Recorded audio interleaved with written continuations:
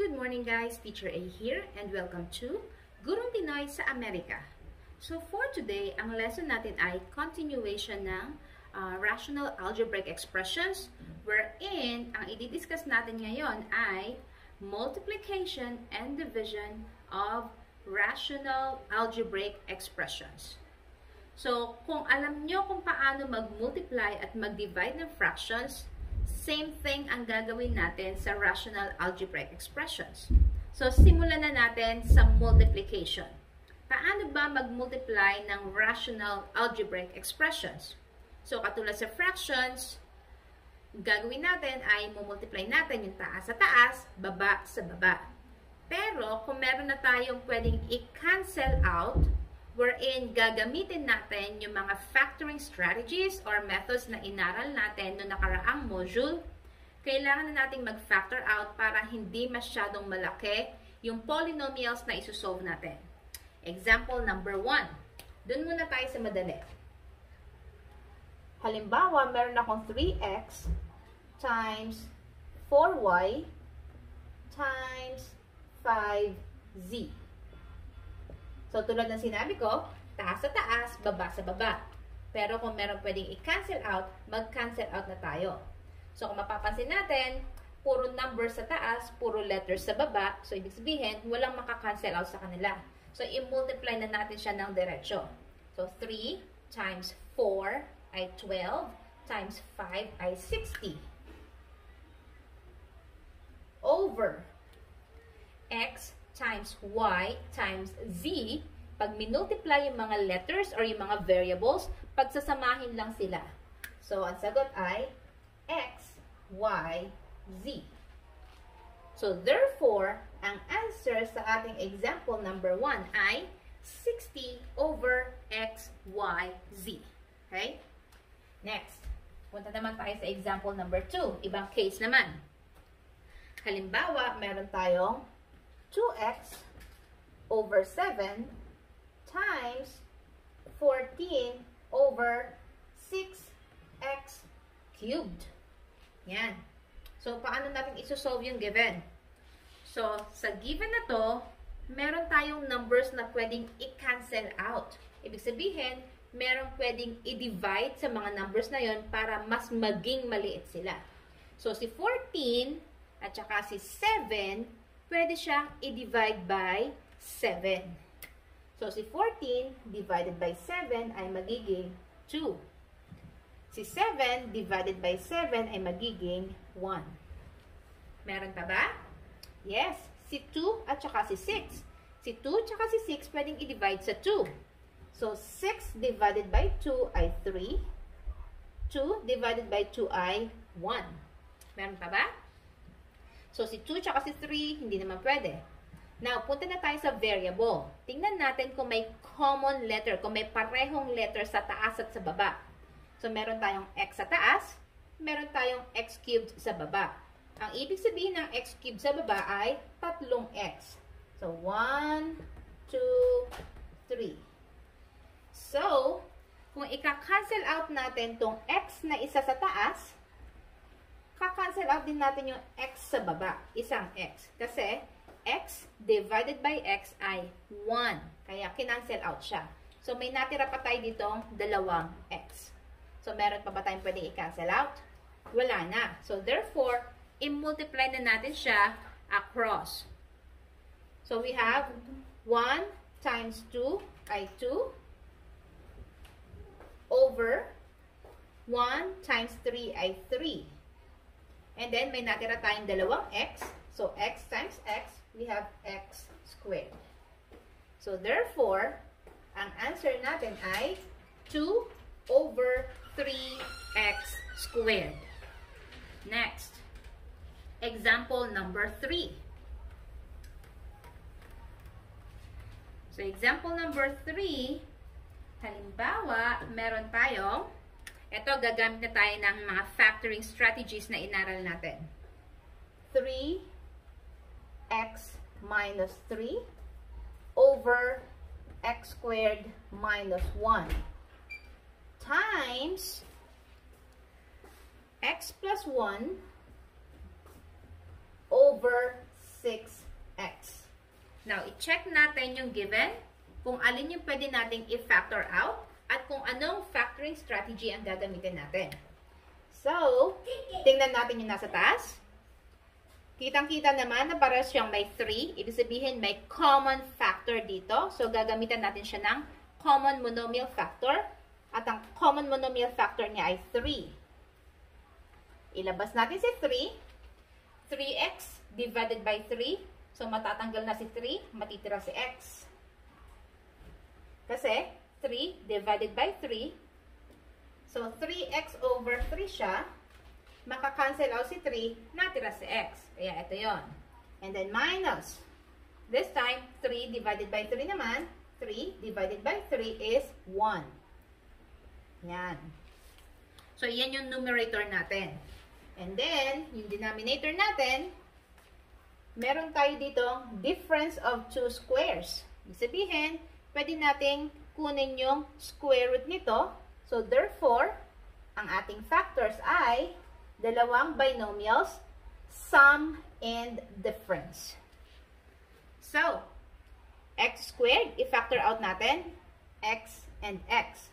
So, kunin ang square root ni x squared, yun ay x. Dodoblihin lang natin. Ano yung square root ni 1? Ibig sabihin, kapag nag-multiply ka, 1 pa rin ang sagot. 1 times 1 is 1. So, therefore, meron tayong 1, tapos dodoblihin ulit natin. Okay? Times, yung nasa taas, x plus 1, hindi na siya mapa-factor out. Iyan na siya. Over, yung nasa ilalim, 6x, ganun din, hindi na siya mapa-factor out. Now, after factoring, magka-cancel out tayo ng common na terms sa taas at sa baba. Halimbawa, x minus 1, meron din tayong x minus 1 sa ilalim. Kapag dinivide natin siya, equals 1. May x plus 1 ako dito, may x plus 1 din ako doon. Okay? Now, meron pa ba? Si 3 at saka si 6, saan pwedeng i-divide? Okay, pwede siyang i-divide by 3. So, 6 divided by 3 ay 2. And then, 3 divided by 3 ay 1. Meron pa ba? Wala na. So, therefore, i-multiply na natin siya ngayon. Anong natira sa taas? Dito ay 1, dito wala na. So, that is 1 over, wala nang natira rito, 2 na lang. So, 2. So, therefore, etong mahabang given na to, ang sagot ay, oh, may x pa pala. 1 over 2x.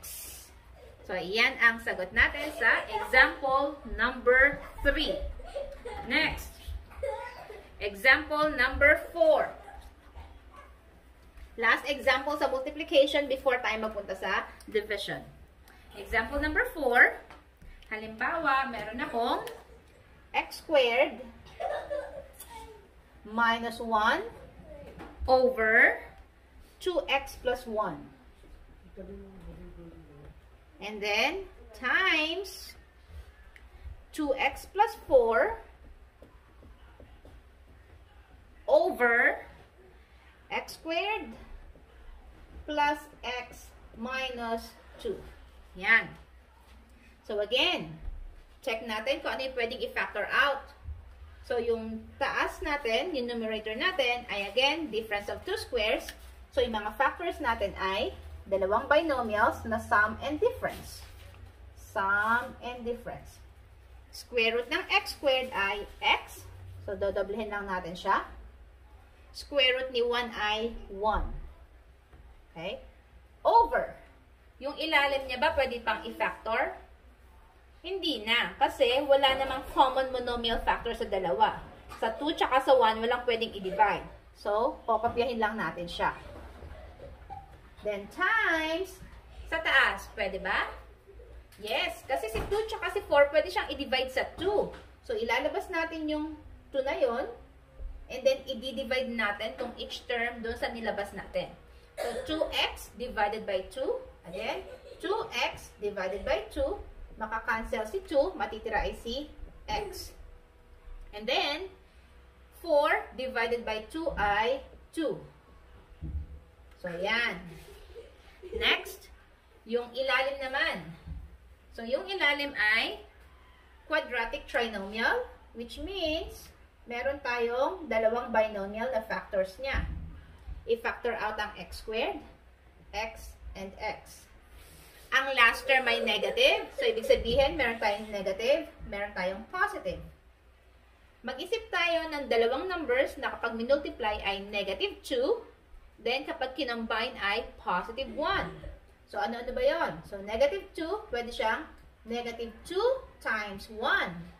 Pero kapag sinolve natin si negative 2 times 1, ang lalabas ay negative 1. So, mali yung sign. So, that means, pagbaligtarin lang natin siya, eto yung positive, eto yung negative, para positive 1 yung lalabas. So, therefore, ang factors ay x minus 1 and x plus 2. Yan. So, na-factor out na natin siya. This time, magka-cancel na tayo ng mga common na terms or binomials sa taas at sa baba. So, x plus 1, meron ba? Wala. X minus 1, ayun, meron. So, cancel out. And then si 2. Pwede ba natin i-cancel out tong 2 na to? Hindi. Kasi meron siyang plus in between. So, kasama niya si 1. So, hindi siya pwedeng i-cancel out ng nakahiwalay. What about si x plus 2? Yes, ayun siya sa ilalim. So, therefore, meron pa ba tayong ka-cancel out? Wala na. So, kapag minultiply natin siya, pwede natin kopyahin na lang separately yung mga natira. So, 2 muna. And then parenthesis or times x plus 1 over, yung natira sa ilalim ay 2x plus 1. Yan. So, iyan ang pagmumultiply ng rational algebraic expressions. Now, punta naman tayo sa division. Actually, sa division, kailangan alam nyong mag-multiply. Kasi, ang gagawin natin ay kukunin lang natin first ang reciprocal ng ating dividend. And then after that, ay divisor. And then after that, i-multiply din natin siya. Katulad ng ginawa natin sa multiplication of rational algebraic expressions. So, example number 1. Halimbawa, meron akong 4x to the 4th over 9y cubed divided by 2x to the 6th x over 3y squared. So, paano mag-divide? First step, kukunin natin yung reciprocal ng ating divisor. Babaliktarin natin siya. So, habang binabaliktad to, kopyahin muna natin ang ating dividend. So, we have here 4x to the 4th over 9y cubed. And then, kapag binaligtad natin to, instead na division, magiging multiplication na yung operation. Times, baligtarin natin to, si 3y squared naman ang mapupunta sa taas, over 2x to the 6th. Yun. So, eto na naman tayo. Kakatapos lang natin sa multiplication of rational algebraic expressions. Paano to?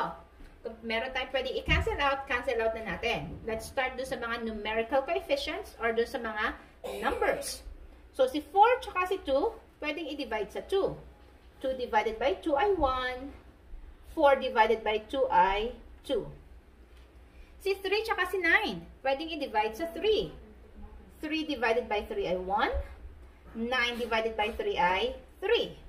Meron pa bang numerical coefficients? Wala na. So, this time, move na tayo sa mga variables.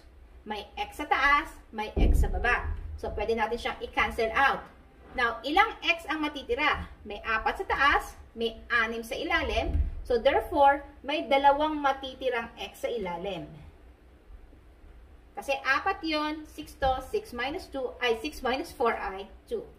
Next, yung y naman. May y sa taas, may y sa baba. Sa baba ay 3, sa taas ay 2, so therefore, may matitira pang isang y sa baba. Okay? So, meron pa bang pwedeng cancel out? Wala na.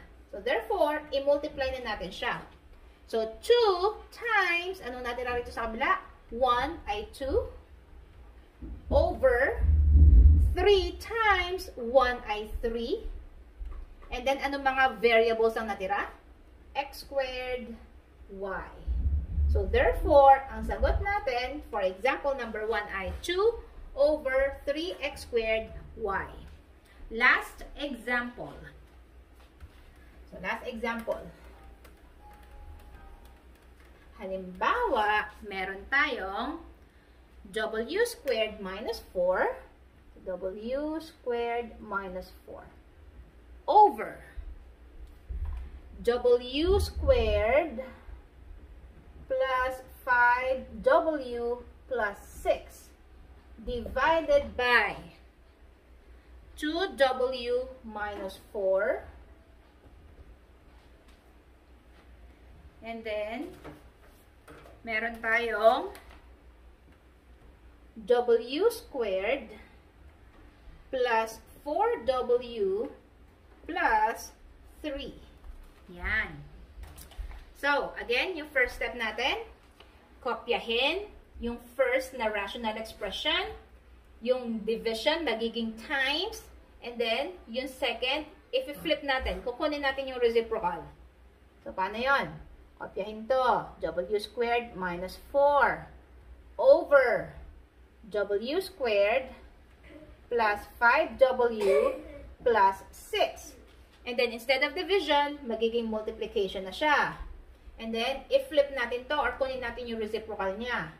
W squared plus 4w plus 3 over, yung nasa taas, 2w minus 4. Yan. Then, after this, gamitan natin siya ng factoring. So, difference of two squares. Therefore, meron tayong dalawang binomials. W plus and W minus. Anong square root ng 4? 2. Yan. Over. Yung nasa ilalim ay quadratic trinomial. Wherein, meron ulit tayong dalawang binomials. I-factor out si W squared. W and W lang yon. Lahat ay positive sa given. So, lahat din ay positive sa ating factors. Mag-isip tayo ng dalawang number na kapag minultiply ay 6, kapag in-add ay 5. Okay, so 3 and 2. 3 times 2 ay 6, 3 plus 2 ay 5. So, 3 dito, 2 doon. And then times, meron ulit tayo ditong quadratic trinomial. So, dalawang binomial ulit ang ating factors. Lahat positive. So, lahat positive din sa factors. Factor natin si W squared. Paghiwalayin lang si W tsaka si W. Then, yung last term ay 3. Mag-isip ng dalawang numbers na kapag minultiply ay 3. Kapag in-add ay 4. Okay, 3 times 1. 3 times 1 ay 3. 3 plus 1 ay 4. So, 3 tapos 1. Over. Yung ilalim natin, 2w minus 4 ay pwedeng gamitan ng factoring using common monomial factor. Saan pwedeng i-divide yung 2 tsaka 4? Ano yung common factor sa kanila? Okay, that's 2. So, ilalabas natin si 2. Then, divide. 2w divided by 2. Makakancel si 2. Matitira si w. Then, minus 4 divided by 2 ay 2. Yan. Wow, haba. So, na-factor out na natin siya. This time, magka-cancel out na tayo ng common na terms sa taas at sa baba. So, meron tayong w plus 2 rito. May w plus 2 rin sa baba. Cancel out natin. Again, kapag sinabing cancel out, ibig sabihin, kapag dinivide siya, equals 1. And then, may w minus 2 dito. Meron din sa ilalim. Cancel out yon kasi 1 din yon. May w plus 3 tayo sa taas. Meron din tayo sa baba. So, cancel out natin. Meron pa ba? May w plus 1 ba tayo makakancel? Wala. And number sa taas? Wala din. So, therefore, ang final answer natin ay, kopyahin natin yung natira. So, ang natira sa taas ay w plus 1 at ang natira sa ilalim ay 2. So, therefore, ang sagot natin ay w plus 1 over 2. So, yan. Ganyan mag-multiply and mag-divide ng rational algebraic expressions. So, kung natuto kayo sa lesson natin, kindly give me a like para i-share ni YouTube sa iba at marami ring matutong katulad nyo. Okay guys, see you on my next video. Paalam!